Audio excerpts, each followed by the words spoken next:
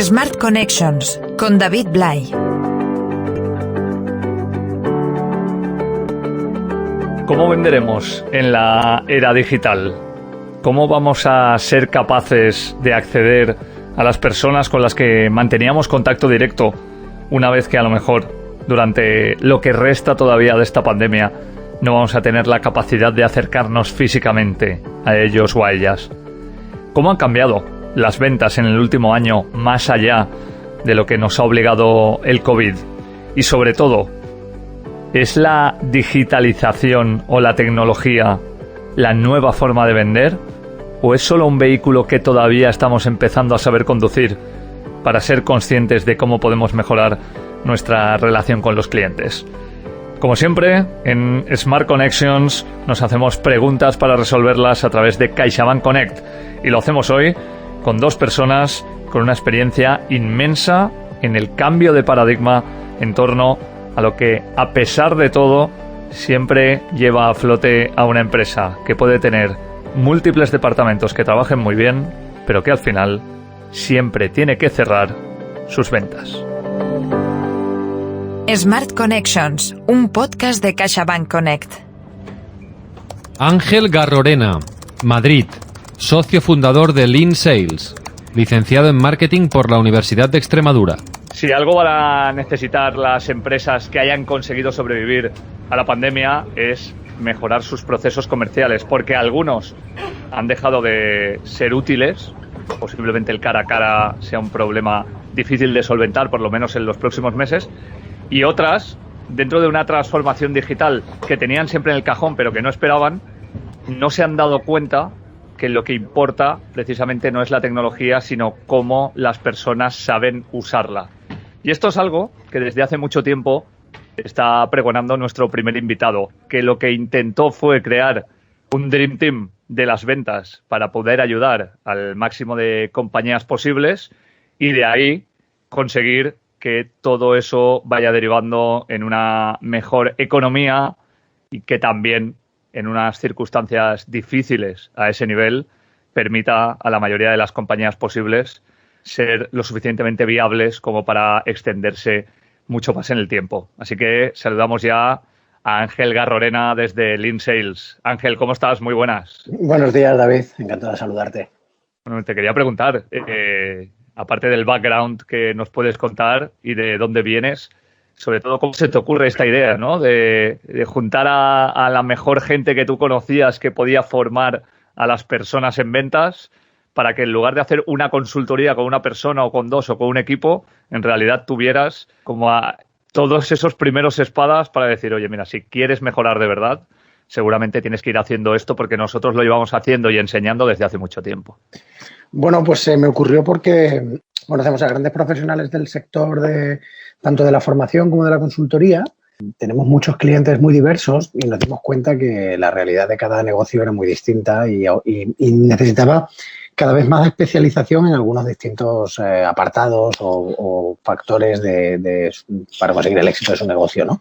Entonces fue ese momento en el que dijimos, bueno, yo puedo ser muy experto en estrategia comercial, pero a lo mejor no tengo un altísimo conocimiento dentro de la parte de la digitalización o de todo lo que es el social selling o distintas actividades que son concretas, ¿no? Entonces la mejor manera de conseguir éxito creíamos que era rodearnos de los mejores en cada una de esas super especializaciones. De manera que al final lo que acabas creando, como bien dices, es un Dream Team donde tienes a gente muy, muy, muy especializada en gotitas que hacen que el mar esté lleno, ¿no? Sí, tuvémonos el 12 de marzo de 2020, es decir, justo antes de que empiece la pandemia, donde el Lean Sales ya estaba consolidado, donde llevabais mucho trabajo detrás y donde había muchas peticiones. Y vámonos al 14 de marzo de 2020 con el confinamiento activo y con las empresas dándose cuenta de que posiblemente las interacciones clásicas se han acabado por lo menos en un plazo medio de tiempo. ¿Cómo estabais justo antes? Es decir, ¿cuánta necesidad había por parte de las empresas de mejorar sus procesos comerciales? ¿Y cómo ha cambiado también, no solo en volumen, sino en peticiones, justo después? Bueno, la realidad es que las empresas siempre, las ventas han sido las niñas feas, ¿no? De todas las compañías, porque no nos gustan, porque son las partes más difíciles de controlar y de medir, son las partes que reciben más rechazo por parte de los clientes, a nadie nos gusta sentirnos rechazados, y son las partes probablemente de una organización más difíciles de procedimentar. De manera que al final siempre se requería formación, algunas veces te requieren consultoría o un rediseño de proceso, pero siempre había demanda, pero no en exceso, ¿no? La realidad ha hecho que después de la situación del confinamiento, muchas organizaciones han cambiado su forma de relacionarse con clientes y, por lo tanto, las peticiones aumentan, ¿no? Entonces, ya nosotros seguimos haciendo proactivamente captación de clientes, pero es verdad que nos han llegado muchas llamadas y mucho de lo que se llama inbound, de clientes que te intentan localizar y que dicen, oye, me han hablado de ti, o mira esto, cómo podemos hacer un cambio estructural de nuestro negocio de cara a la relación con los clientes.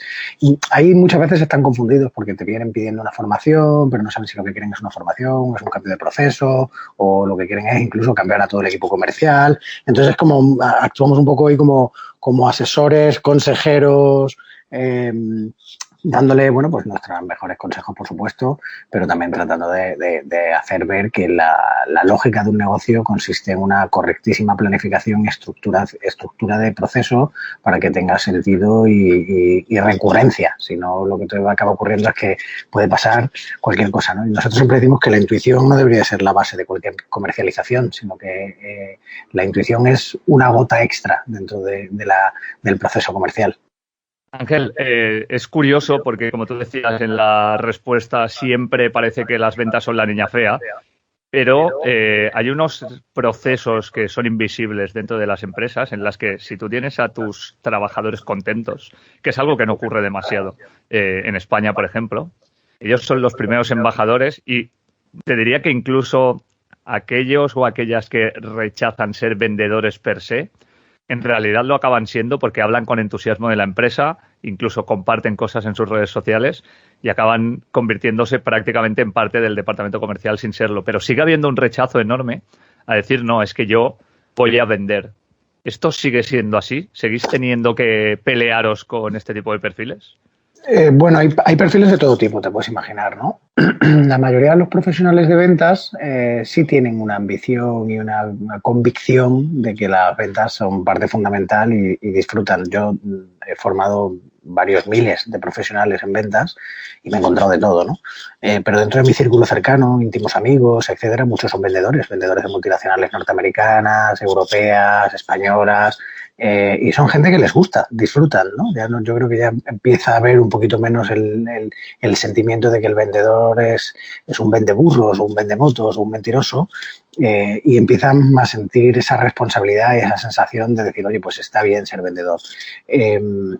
Es cierto que la motivación hace que cualquier profesional disfrute de su trabajo y en ventas también es así. O sea, si tú disfrutas de la experiencia que tienes con clientes, por lo tanto venderás mucho mejor, ¿no?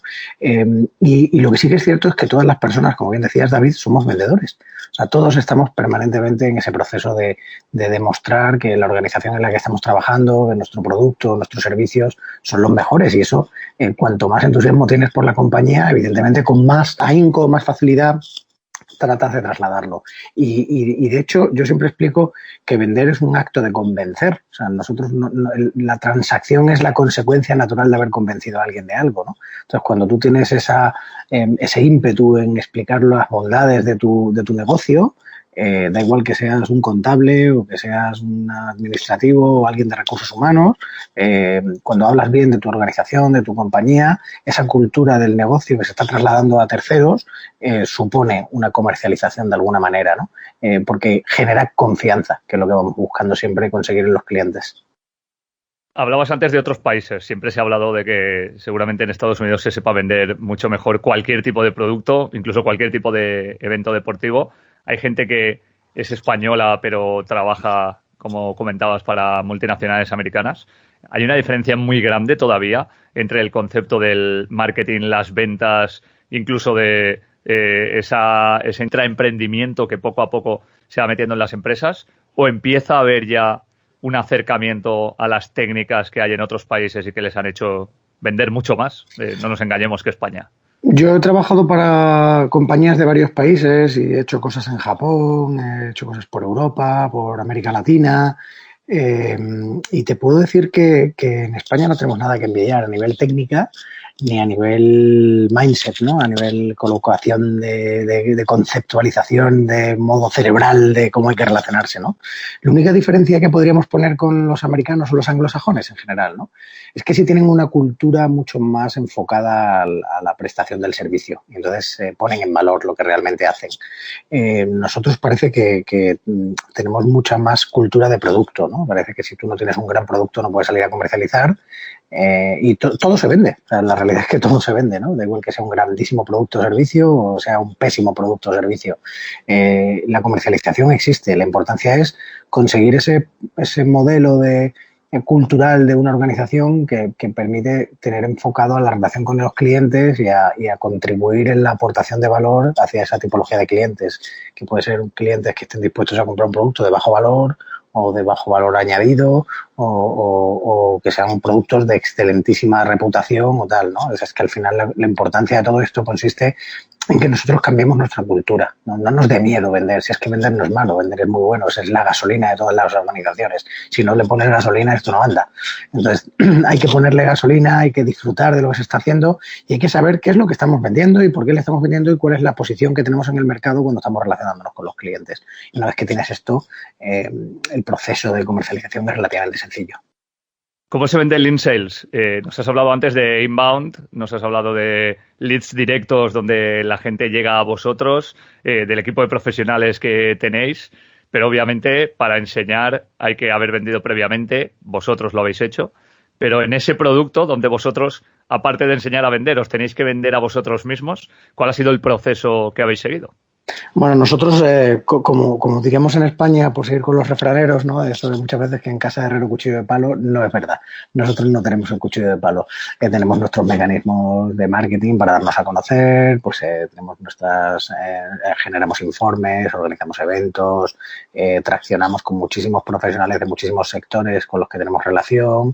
Ten en cuenta que ahora mismo somos 14 personas dentro de la compañía y al final pues tenemos multitud de contactos y de relaciones y después varios de nosotros somos profesores de escuelas de negocio de primer nivel, a nivel internacional. Básicamente somos personas de referencia en muchas ocasiones. Entonces es muy fácil localizarnos o leernos y por lo tanto esa parte de demanda nos llega desde ese punto de vista. Nuestra parte proactiva viene mucho más por la relación y por la creación y la propuesta de aportación de lo que nosotros consideramos que es importante, que es la generosidad. Es demostrar, ¿no? que somos profesionales con un conocimiento y que podemos trasladarlo al mercado y pues para ello, como te decía, organizamos, por ejemplo, una serie de eventos privados en los que participan directivos para solucionar o para comentar o compartir experiencias que están teniendo, para identificar situaciones que se pueden mejorar. Nosotros creamos informes que les aporten valor al respecto, estudiamos y aportamos, después hacemos newsletters, hacemos vídeos, entrevistamos a directivos. Hay 1000 técnicas y 1000 tácticas de marketing que se pueden ejecutar para darte a conocer. Lo que tenemos claro también es que no nos gusta ser el one shooter, ¿no? Que dirían los norteamericanos. No nos gusta cerrar acuerdos o contratos o acciones comerciales en una primera reunión o una primera visita, aunque nos la demanden. O sea, nos gusta conocer poco a poco y a mí me gusta decir que hay que vender a fuego lento, ¿no? Entonces sí que queremos que toda la relación con clientes tiene que ser pausada, tiene que haber un autoconocimiento o un conocimiento bilateral, ¿no? Por parte de las dos partes, ellos tienen que conocernos a nosotros y nosotros a ellos y ahí es cuando empiezas a generar ese proceso de confianza que es cuando de verdad dices, oye, creemos que podemos ayudar o creemos que podemos aportar esto o creemos que podemos ir en esta dirección, ¿no? O no, que es lo más difícil para un vendedor, ¿no? Decir que, oye, no te vendo esto, ¿no? Parece que los vendedores tenemos que vender siempre y no es verdad. Hay veces que hay que decirle a un cliente, oye, yo creo que no te puedo aportar o que si te aporto no te va a dar suficiente o que no es el momento. Y eso se suele agradecer incluso mucho más, que a futuro te genera mucha más reputación que cuando estás permanentemente obsesionado con cerrar deals y ganar revenue, ¿no? Pues Ángel Garrolena, desde Lean Sales, muchísimas gracias por enseñarnos a vender un poquito más, enseñarnos que vender, a pesar de que somos conscientes que es lo que mantiene a las empresas a flote, no es ni mucho menos la niña fea de las compañías y que continúe España en ese crecimiento que nos contabas al principio. Muchísimas gracias. Muchas gracias a ti, David.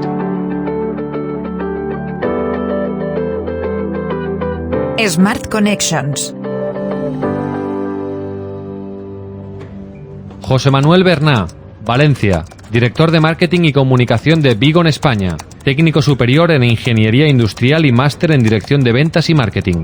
Hay cosas que uno espera no tener que comprar nunca y de hecho no va a tener que comprarlas motu propio, porque si tiene que utilizarlas van a venir desde el sector médico. Pero ¿cómo durante una pandemia, hablando de algo tan poco común en las transacciones diarias como los catéteres, una empresa que no podía mandar a sus delegados a hacer lo que hacían habitualmente para vender, que es visitar a los médicos, decidió que aún así crearía un nuevo núcleo de confianza para ser capaces no solo de aumentar sus ventas, sino de consolidar un círculo que hacía mucho tiempo que buscaban y que consiguieron encontrar precisamente en los tiempos donde posiblemente el resto de la gente tenía muchísimas más dificultades para acceder a su público. Por eso, entre otras cosas, queríamos hablar hoy con el director de marketing y de comunicación de Vigon en España, por ser un caso que tiene una trascendencia muy diversa a lo que es una venta del día a día de cualquier tipo de empresa que ofrezca productos y servicios. José Manuel Berná, ¿cómo estás? Muy buenas. Hola, ¿qué tal, David? Encantado de estar aquí contigo. Cuando tú me cuentas hace mucho tiempo y empieza el confinamiento que las ventas de Vigon suben, puede tener un sentido claro porque estábamos obviamente en una necesidad médica muy grande. Pero cuando empieza a bajar, sobre todo después de la primera ola, la incidencia, lo normal es que las ventas bajaran. Pero estamos hablando de material médico que normalmente se usa en función de la demanda y que entre muchas marcas tienen que intentar convencer a un número determinado de hospitales y de médicos y de enfermeros para que decidan que ese es su mejor producto o no. Y os encontráis vosotros con un problema muy grande, que es que el contacto diario, personal, en el que se habían basado las ventas hasta entonces, iba a ser imposible durante muchos meses. ¿Cuál es la primera impresión o cuál es la primera decisión que tomáis a la hora de intentar cambiar este funnel de ventas que teníais tan establecido desde hace tantos años? A nosotros la pandemia ya nos pilló antes que el estado de alarma y todas estas cosas, porque nuestros delegados más o menos desde mitad de febrero, y un poco como son las cosas en España por comunidades, fueron dejando de poder trabajar y de visitar. Ya se les iba diciendo que hasta nueva orden no podían acudir a los hospitales y por comunidades iban cayendo delegados que ya no podían visitar. Nosotros ya habíamos empezado hacía 2 años más o menos un proyecto de delegado digital en el que habíamos ayudado a nuestros delegados más mayores a fomentar una reputación digital, a crear contenido, a trabajar con un equipo de periodistas creando contenido adecuado para los clientes. Y lo que realmente hicimos, la primera decisión que hicimos fue decirle a nuestro equipo de periodistas que teníamos 17 delegados, que no sabíamos cuándo iban a poder volver a visitar a ningún cliente. De hecho, es de las últimas profesiones en reincorporarse con la hostelería. Empezaron a visitar con normalidad en mayo de 2021. Lo que les dijimos es que nuestros delegados necesitaban contenido a diario para poder comunicarse con sus clientes y mantener relaciones a distancia digital. Y que si el departamento de periodismo, de periodistas, de contenido, no era capaz de apoyar con contenido a estos delegados, pues que desgraciadamente tendríamos que hacer un ERTE, porque realmente visitar no íbamos a poder. Y no hicimos ningún ERTE, pusimos el motor a 2000 revoluciones a la hora de crear contenido. Es muy curioso porque normalmente el departamento de comunicación se suele asociar primero a que cuelgue de marketing, después a que intente sacar el máximo de noticias posibles a nivel online y offline, pero muy pocas veces está alineado. Yo diría, de hecho, que la mayoría de las veces está desalineado con ventas. Y sin embargo, entramos en un mundo digital donde muchas veces los leads que se consiguen desde comunicación favorecen a ventas si estos saben utilizarlos en su beneficio. Pero nos hablabas tú, José, de la digitalización. Y el proceso de digitalización de una empresa normalmente siempre en un primer momento va hacia los managers o hacia los directivos, donde ya había un cierto proceso de digitalización, como tú nos decías anteriormente, pero ¿cuáles fueron las dificultades teniendo en cuenta no solo la edad, como nos decías, sino también una forma de trabajar muy arraigada en un sector muy específico como el de casi lo que conocemos como visitadores médicos? Yo creo que lo has ido desgranando tú. La resistencia al cambio no es algo solo del sector médico, es algo de casi que se ha instaurado en nuestra vida. O sea, ahora realmente nos gusta hacer las cosas como se hacían hace 30 años y, bueno, que no nos pongan a oír música en vinilo o que no nos pongan a oír música en un CD, pero realmente nos gusta y tenemos cierto añoro de lo que hicimos en el pasado. A ver, la realidad es que nos gusta muy poco cambiar lo que hacemos. Como en toda introducción de la tecnología, pues te vas a encontrar con personas que están más receptivas, con personas que están menos receptivas. Enseñamos a nuestros delegados a cosas tan normales para cierta parte de la juventud como el WhatsApp web, que es algo que es común, pues nosotros enseñamos a nuestros delegados a usar WhatsApp web, los enseñamos a crear listas de difusión, los enseñamos a tener un perfil de LinkedIn más o menos adecuado, les enseñamos a ocultar enlaces bajo una cadena de texto y embeberlos. Son cosas que para cierta parte de la población pueden parecer normales, pero para un delegado de 55 años, no. Entonces, generarte tus pequeñas listas de difusión en WhatsApp para distribuir el contenido o cómo meter un enlace de YouTube en tu correo de mail con un nombre bonito y demás, son cosas que de verdad parecen muy accesibles, pero no hay un conocimiento general sobre esto. Y a veces nos perdemos en que la transformación digital son grandes historias y grandes pasos y se nos olvida que los pequeñitos detalles son los que hacen la diferencia. ¿Cómo se crea un círculo de confianza en medio de una pandemia donde los médicos son los que más trabajo tienen con mucha diferencia, donde seguramente solo quieren mirar el teléfono para hablar con sus seres queridos, donde todo el mundo, como no puede comunicarse con ellos personalmente, lo va a hacer a través de WhatsApp o lo va a hacer a través de las redes sociales o a través del correo electrónico? En esa maraña de dificultad extrema, ¿cómo consiguió Bigón ir poco a poco penetrando en ese círculo de confianza que es el más complicado de acceder? A ver, para nosotros lo fundamental desde el principio fue romper los silos entre comunicación / marketing y comercial, que eso es uno de los principales problemas. Y es que comunicación comunica lo que quiera comunicar, comercial aprovecha lo que quiera aprovechar y cada uno hace la guerra, entre comillas, un poquito por su lado. Nosotros nos pusimos como norma que si un cliente de un delegado tenía una duda, podían pasar dos cosas, que fuera una duda particular de ese delegado o de ese cliente o que fuera una duda de muchos clientes, a la que contrastábamos por nuestros medios internos que esa duda era la duda de más de un cliente. Nuestros delegados, en colaboración con nuestro equipo de periodistas, generaban un contenido para resolver dudas del cliente, no dudas de nuestros productos, dudas de nuestros clientes y problemas de nuestros clientes, sobre el COVID o sobre lo que hiciera falta. Con ese matrimonio entre realmente lo que quiere el cliente a través del delegado, más un equipo de periodistas que sí que son capaces de ponerle un storytelling, un sentido, un criterio, generábamos piezas de mayor calidad media que las que hay en el resto del sector, con lo cual nuestros mails de nuestros delegados o nuestras redes sociales o nuestro contenido era más leído que el resto de nuestros competidores. Y el delegado realmente es el más sabio en esto, es el que más se sabe cuáles son los problemas del cliente. Es curioso porque hablamos de la creación de contenido, como decíamos, en una empresa de material médico que no es accesible a simple vista al consumidor final, sino que es un B2B claro, pero todo aquello que supuso un incremento de ventas, que supuso que no se entrara en ERTE, que supuso que la compañía siga facturando por encima de las previsiones en 2021, también ha supuesto un cambio radical en la percepción de Bigón en muchos ámbitos a los que no se había llegado todavía, con un blog que tiene decenas de miles de visitas al mes, con conversaciones a través de Instagram, con cursos que ya estáis impartiendo en España y Latinoamérica. Toda esa estrategia venía de atrás.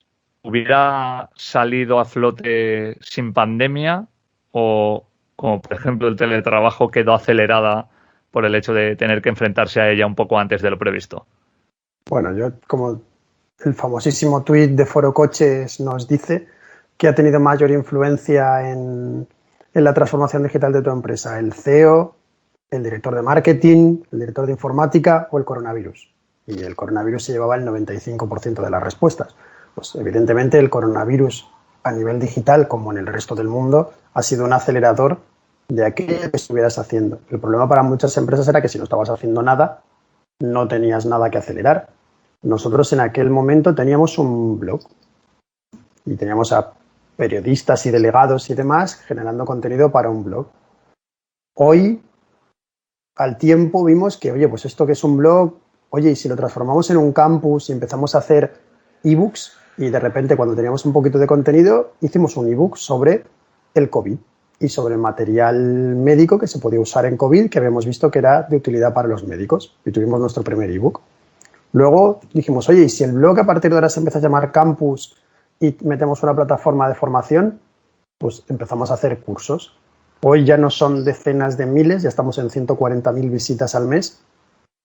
De repente también dijimos, oye, ¿y si empezamos a hacer white papers y la gente se suscribe? A ver dónde va esto. Y me acuerdo que mi director general me dijo, José, ¿cuántos esperas? Y le dije, pues hombre, espero llegar a 10.000 en menos de un año. Me dijo, ¿estás loco? Si con 1.000 nos conformamos, hoy tenemos 12.500. En la plataforma de formación, más de 7.500 personas hacen cursos en nuestra plataforma. Y al final ese siempre ha sido el faro al que nos hemos dirigido. ¿Qué necesita nuestro cliente a nivel digital y cómo le podemos ayudar? Olvidándonos un poquito de si mi producto es mejor, es peor o no. ¿Qué necesita realmente mi cliente? Una última cuestión. Hablabas antes del vinilo, de mirar hacia atrás, de seguir teniendo también un poco de respeto a la forma en la que se han hecho los negocios en los últimos tiempos, a pesar de la creciente digitalización.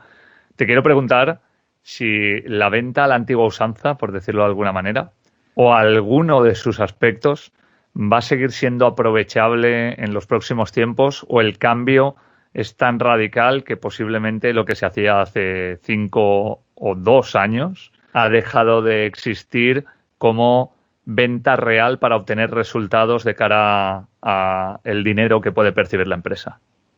Yo creo que ahí se mezclan muchos conceptos y que muchos ya se hacían antes. Toda la tecnología simplemente es un facilitador. No es que cambie las reglas del juego. La tecnología facilita ciertas cosas. Un buen delegado hace 30 años se sabía los cumpleaños de sus clientes, de sus mujeres, los aniversarios de boda, y aprovechaba las llamadas para hablar más con sus clientes, además de las visitas que tuviera per se. ¿Qué conseguía con esto? Aumentar la frecuencia de contacto con el cliente. Y al final, los hábitos de comportamiento de las personas, la confianza, se genera por frecuencia, más allá de que tengas una propuesta relevante, unos beneficios o no. La tecnología lo que nos permite es aumentar la frecuencia con la que contactamos con nuestros clientes. Y hay que entenderlo así. Oye, el que entienda que vale, si yo, hablo en el caso de mis delegados, pues yo a este cliente lo visitaba 10 veces al año. Pues si ahora con cierto contenido que me ha creado el departamento hemos creado conjuntos, con ciertos cursos, con ciertas historias que creamos para mi cliente, hablo con él 60 veces al año, el grado de confianza del cliente en mí va a aumentar. Para acabar un poquito el argumento, por estirarlo, a mí me gusta mucho una teoría que es que tenemos que pasar un poco de ser cazadores a ser agricultores. ¿Y cuál es la diferencia? Un cazador, que es el delegado de toda la vida, persigue a aquellos clientes y aquellas ventas que puede cerrar, dejando otras de lado, pues porque sean menos interesantes en ese momento. Hoy, ¿qué podemos hacer con la tecnología? No dejar de perseguir aquellas ventas que podemos cerrar, pero podemos alimentar, sembrar, regar aquellas otras ventas con contenido digital hasta que el cliente esté maduro para comprarme. Pues no pierdo mi esencia de delegado, pero sigo siendo cazador, pero también me transformo en agricultor y voy sembrando, regando otros clientes, otros productos, otras líneas que, aunque menos beneficiosas en el momento, seguro que el cliente estará maduro a base de frecuencia y de enviarle contenido. Es una reflexión que además viene mucho al caso después de haberle dado muchísima importancia durante la pandemia al sector primario, que hacía mucho tiempo que no tenía tanto protagonismo y aún así lo merecía claramente porque no deja de ser el que nos alimenta a todos. José Manuel Berna, director de Marketing y Comunicación de Bigón España. Muchísimas gracias y hasta pronto. Gracias, David. Encantado.